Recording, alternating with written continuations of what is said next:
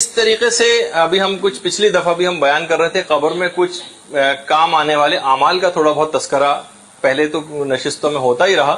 آج بس تھوڑے سے بیان کرنے کے بعد ہم عالم برزخ کی مصروفیات کے موضوع پر چلے جائیں گے. قبر میں کام آنے والے جن اعمال کا ہم تذکرہ کر رہے تھے ان میں خاص طور پر جو ایک عمل ہے جس کے متعلق ملتا بھی ہے کہ شیخ جواد عرب عراق میں تقریباً 1332 ہجری میں نجف میں ایک عالم گزرے ہیں. انہوں نے خواب میں حضرت اسرائیل کو دیکھا اور سلام کیا حضرت اسرائیل کو، اور حضرت اسرائیل سے پوچھا کہ آپ کہاں سے آ رہے ہیں؟ کہا میں شیراز سے ابراہیم محلاتی جو ایک اور بڑے عالم تھے شیراز کے، ان کی روح کو قبض کر کے آ رہا ہوں. کہا کہ ابراہیم محلاتی کا کیا حال ہے، کس حال میں ہے ان کی روح؟ کہا کہ برزخ میں ایک باغ میں ہے اور 1000 فرشتے ان کے سپرد کیے گئے ہیں جو مکمل شیخ ابراہیم محلاتی کی اطاعت کرتے ہیں.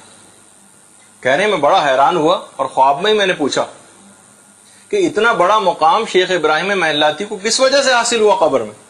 کہا کہ حضرت اسرائیل نے کہا کہ زیارت عاشورہ کو پابندی سے پڑھنے کی وجہ سے. زیارت عاشورہ کی اتنی حد تک شیخ ابراہیم محلاتی پابندی کرتے تھے کہ 30-35 سال تک مسلسل پڑھی، اور اگر کسی وقت نہیں پڑھ پاتے تھے، بیمار ہو جاتے تھے تو ایک نائب مقرر کرتے تھے جو ان کی طرف سے زیارت عاشورہ کو پڑھا کرتا تھا. تو دیکھا آپ نے کہ قبر میں فائدہ پہنچانے والے اعمال میں سے ایک یہ بھی بہت بڑا عمل ہے. پھر اس کے علاوہ خاص طور پر علماء میں ایک چیز مشہور رہی ہے، وہ ہے انتقال کے بعد 7 روز تک فقراء کو کھانا کھلانا. علماء اس کو اچھا سمجھتے ہیں مردے کے لیے کہ 7 روز تک، حالانکہ روایات میں تو میری نگاہ سے نہیں گزری کہ 7 روز کا کوئی عدد آیا ہو، لیکن علماء میں یہ بات مشہور رہی. اچھا بہت سارے دیکھیں نیک اعمال ایسے ہیں کہ جن کی طرف ہماری نگاہ بھی نہیں ہوتی کہ ان کا بھی کوئی قبر میں فائدہ پہنچ سکتا. پیغمبر اسلام ختمی مرتبت صلی اللہ علیہ وآلہ وسلم فرماتے ہیں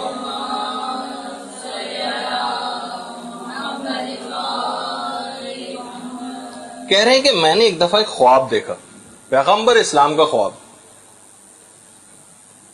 کہ بہت سے لوگ انتقال کر گئے اور ان کے نیک اعمالوں نے ان کو بچا لیا. اطاعت والدین، وضو اور ذکر خدا، ان 3 نیک اعمالوں نے لوگوں کو بچایا. پیغمبر کہہ رہے ہیں کہ پیغمبر کا خواب مثل وحی کے ہوتا ہے. کہہ رہے ہیں کہ عذاب کے فرشتوں نے ایک شخص کو گھیر لیا تھا، لیکن اچانک سے اسی وقت اس کی ایک نماز آ گئی اور اس نے اس شخص کو عذاب سے بچا لیا. ایک شخص عالم برزخ میں قبر میں پیاس سے اپنی زبان کو باہر نکالے ہوئے تھا، اور جب وہ پانی کے قریب پہنچتا تھا تو اس کو ہٹا دیا جاتا تھا، یہاں تک کہ اس کا روزہ آیا اور اس کو بچا کے لے گیا. میں نے خواب میں دیکھا کہ انبیاء حلقہ بنا کے بیٹھے ہوئے ہیں ایک جگہ پر، ایک شخص ان کے قریب پہنچتا ہے اور وہاں سے دھتکار دیا جاتا ہے، یہاں تک کہ اس کا غسل جو اس دنیا میں انجام دیا کرتا تھا، جو صحیح غسل وہ کیا کرتا تھا، وہ غسل آیا اور اس شخص کو بالکل میرے قریب لا کے بٹھا دیا. کہ انبیاء کے حلقے میں جو گھسنے نہیں دیا جا رہا تھا، پیغمبر اسلام کے قریب بٹھا دیا اس غسل نے اس کو. کہہ رہے ہیں ایک شخص کی قبر میں بہت زیادہ تاریکی تھی، اس کا حج و عمرہ آیا اور اس کی قبر ایک دم سے بہت نورانی اور روشن ہو گئی. ایک شخص کو عالم برزخ میں، دیکھیے برزخ کی زندگی ہے، پیغمبر بتا رہے ہیں، اس کو کوئی منہ نہیں لگا رہا تھا، اس سے کوئی مومن بات کرنا پسند نہیں کر رہا تھا برزخ میں، یہاں تک کہ اس کا صلہ رحم مجسم ہو کے آ گیا، اور صلہ رحم نے آ کر لوگوں سے، مومنین سے کہا کہ اس سے کلام کرو، یہاں تک کہ پھر تمام مومنین نے اس سے کلام کرنا شروع کر دیا. ایک شخص کے چہرے کی طرف جہنم کی آگ لپک لپک کے آ رہی تھی کہ اس کا صدقہ آیا اور اس کو بچا کے لے گیا. دیکھیے کتنے سارے اعمال کا پیغمبر ذکر کر رہے ہیں. ایک شخص کو زبانیہ نے گھیر لیا تھا. میں نے ایک دفعہ پہلے بتایا تھا، زبانیہ فرشتوں کی، سخت گیر فرشتوں کی ایک جماعت ہے. کہا جاتا ہے کہ خاص طور پر یہ ان افراد کے اوپر مسلط ہوگی اور ان کو عذاب دے گی، وہ بے عمل واعظین جو خود عمل نہیں کرتے اور دوسروں کو نصیحت کرتے، خاص طور پر ان کو عذاب دینے پر مامور. زبانیہ نے ایک شخص کو گھیر لیا، یہاں تک کہ اس شخص کا امرو نہیں کام آیا جو اس دنیا میں لوگوں کو کیا کرتا تھا، اور اس کو بچا کے لے گیا. ایک شخص پورے صراط پر ٹہنی کی طرح سے لرز رہا تھا، یہاں تک کہ خدا پر اس کا حسن ظن آیا اور اس کو بچا کر لے گیا. ایک شخص جنت کے دروازے پر پہنچتا تھا اور پھر وہاں سے واپس کر دیا جاتا تھا اور جنت کا دروازہ بند ہو جاتا تھا، یہاں تک کہ توحید کی گواہی آئی اور اس کو جنت میں لے گئی۔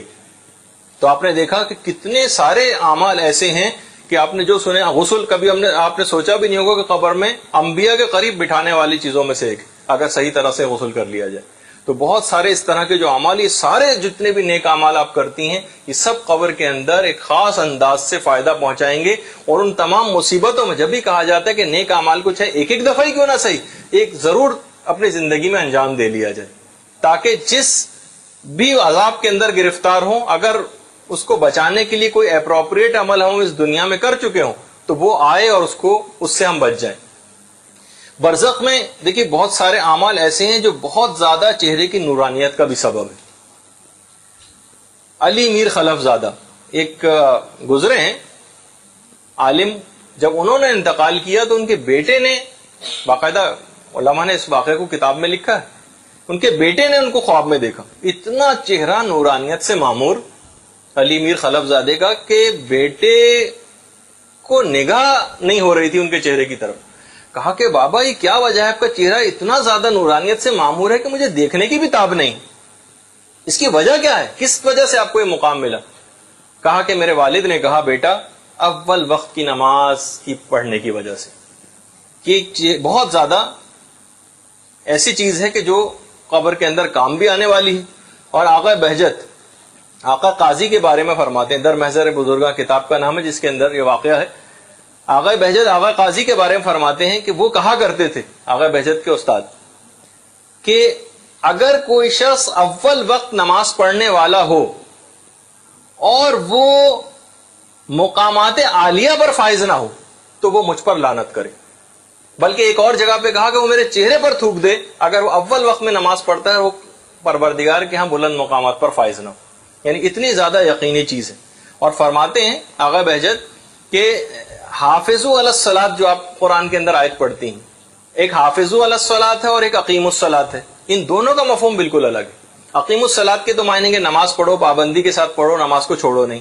حافظوا علی الصلاۃ، نمازوں کی حفاظت کرو، اس کا مفہوم اقیموا الصلاۃ سے الگ ہے، یعنی اپنی نمازوں کی حفاظت کرو، بچاؤ، اس کے اندر خاص طور پر اول وقت کی نماز شامل۔ آقا عبداللہ اصفہانی ایک اور عالم گزرے، ان کے ایک بیٹے تھے ذاکر زادہ، حج کے دوران انتقال کر گئے، تقریباً آج سے غالباً 15-16 سال پرانا یہ واقعہ ہے۔ خواب میں ان کو دیکھا، کہہ رہے ہیں کہ میں نے فوراً ان کے پاس، خواب ہی کے اندر ہے اور میں ان کے پاس پہنچا، آقا ذاکر زادہ کے پاس، تو کہہ رہے ہیں جاتے ہی میں نے ان سے پوچھا کہ آپ یہ بتائیے کہ قبر میں سب سے بہترین عمل کون سا ہے جو فائدہ پہنچانے والا ہے؟ دیکھیے اب جس کے دماغ میں ہر وقت جو بات ہوتی ہے نا، وہی ہم نے دیکھا ہے کہ وہ خوابوں میں بھی پوچھتا ہے دوسرے سے۔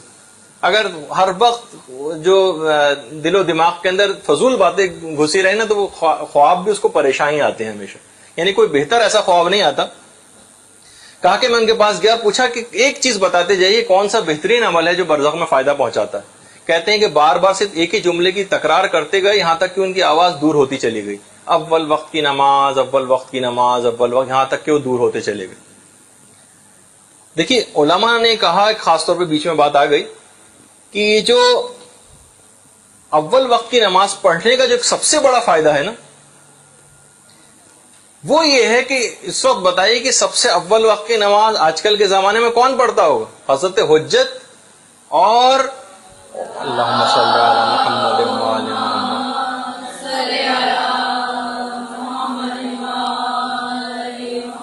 بڑے بڑے علماء اور تمام صالحین، ان کی نماز آسمانوں کی طرف بلند ہوتی ہے اور نورانیت سے معمور ہو کر واپس پلٹ کے آتی ہے۔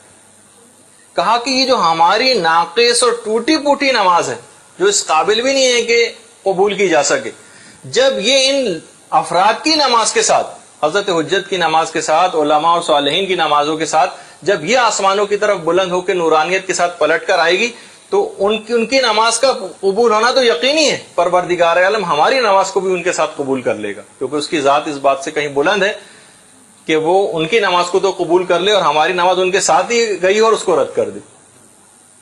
تو بہرحال کہ جب بھی اول وقت نماز پڑھنے والے کو جب قبر میں بھی رکھا جاتا ہے نا، تو رکھتے ہی اس کی قبر جنت کے باغوں میں سے ایک باغ کے اندر تبدیل ہو جاتی. یہ بھی ہے روایت میں. کتنی زیادہ ہم پچھلے دروس کے اندر بھی اس چیز کی طرف آپ کی نشاندہی کروا چکے ہیں.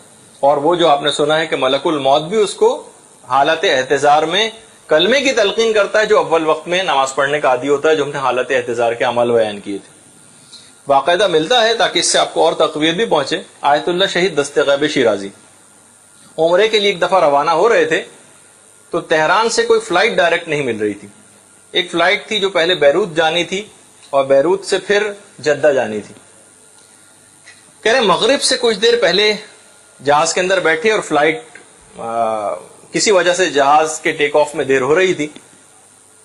سب سے زیادہ جو تکلیف محسوس کر رہے تھے اس کے اندر تمام ان کے ساتھی فرماتے ہیں جو ساتھ میں تھے، وہ شہید دست غیب شیرازی تھے کہ نماز مغرب کا اول وقت ہے اور نماز کی ادائیگی کی فرصت نہیں. ایک آدھ دفعہ تو شہید نے اٹھنے کی کوشش بھی کی تھی نماز کے لیے، لیکن جہاز کے عملے نے بٹھا دیا کہ نہیں، جہاز ٹیک آف کرنے والا ہے، ابھی اجازت نہیں. کہہ رہے ہیں اتنا زیادہ اضطراب ان کے چہرے پر تھا، لگتا تھا کہ ان کی روح کسی اور جگہ پر ہے. یہاں تک کہ بے انتہا غمزدہ تھے، مسلسل تاخیر ہو رہی تھی، یہاں تک کہ برداشت نہ کر سکے اور ایسا لگ رہا تھا کہ گویا کوئی مصمم ارادہ کر چکے. اسی وقت جہاز تھوڑا سا آگے بڑھا، تھوڑا سا ہی آگے بڑھا تھا، اچانک سے انجن میں آگ لگ گئی. تمام جہاز کو روکا گیا، تمام مسافروں کو نیچے اتارا گیا. اور اس وقت کہہ رہے ہیں کہ تمام مسافروں میں جو سب سے زیادہ خوش تھا وہ شہید دست غیب شیرازی تھے. اور بار بار ایک جملہ کہتے تھے، نماز نماز، اول وقت کی نماز.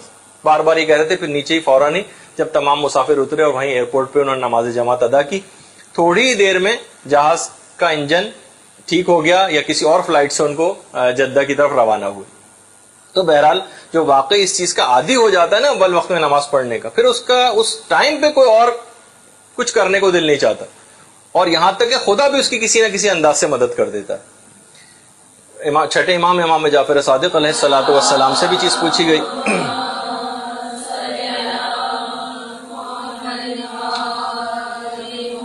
کہ مولا یہ جو ہے ہم عن صلاتہم ساہون، کہ جو اپنی نماز میں لاپرواہی سے کام لیتے ہیں، اس سے کیا مراد؟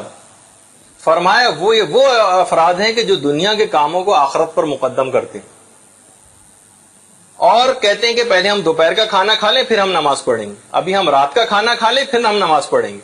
کہا کہ یہ بھی اس کے اندر شامل، جو اپنی نمازوں کو اپنے اوپر بوجھ سمجھتے. دیکھیے باقاعدہ امام نے کھانے کے لفظ استعمال کیے کہ یہ لوگ ہیں جو اس کے اندر شامل ہوں گے کہ جو اپنی نمازوں میں کسی بھی وجہ سے تاخیر کرتے ہیں. نماز کھانا بعد میں بھی کھایا جا سکتا ہے، واجب تو خیر نہیں ہے، وہ تو تمام علماء کے فتوے بھی آپ کے علم میں ہیں، اور جان بوجھ کے بھی تاخیر کی جا سکتی ہے، لیکن امام نے اس کو پسند نہیں کیا. کہا کہ اس کے معنی کہ جو لوگ ان کے لیے تباہی و بربادی ہے جو اپنی نمازوں میں سہو اور سہل انگاری سے کام لیتے ہیں.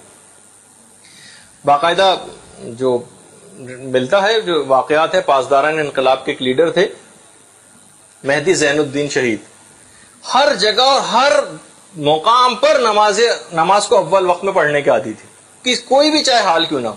ان کی شہادت کے بعد ان کے بھائی نے ان کو خواب میں دیکھا کہ وہ کچھ ساتھیوں کے ساتھ خانہ کعبہ کا طواف کر رہے ہیں. شہید زین الدین مہدی زین الدین شہید جو لیڈر تھے باقاعدہ پاسداران انقلاب کے. تو کہنے میں ان کے پاس گیا کہ آپ ایسا لگ رہا ہے کہ ان تمام افراد کے لیڈر ہوں. کہا کہ ہاں، عالم برزخ میں مجھے اول وقت نماز پڑھنے کی وجہ سے اتنے تمام لوگوں کا کمانڈر مقرر کیا گیا.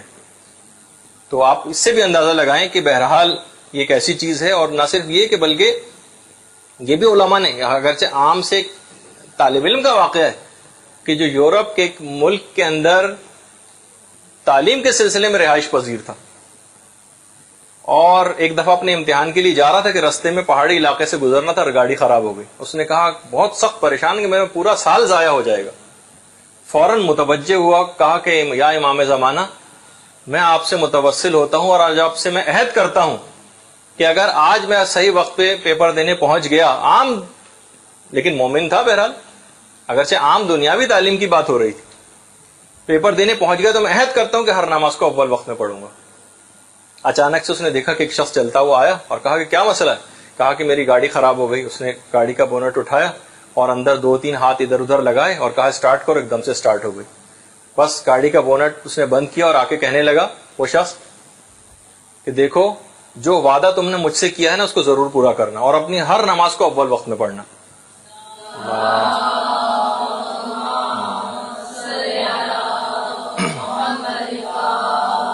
تو بعض اوقات اس حد تک جب آدمی کمیٹڈ ہو جائے تو امام زمانہ بھی اس انداز سے اس کی آ کر مدد کرتے ہیں. اور قبر کے اندر تو یقیناً یہ جب دنیا کے اندر اتنی فائدہ پہنچانے والی چیز ہے تو آخرت کے اندر کتنی زیادہ ہوگی.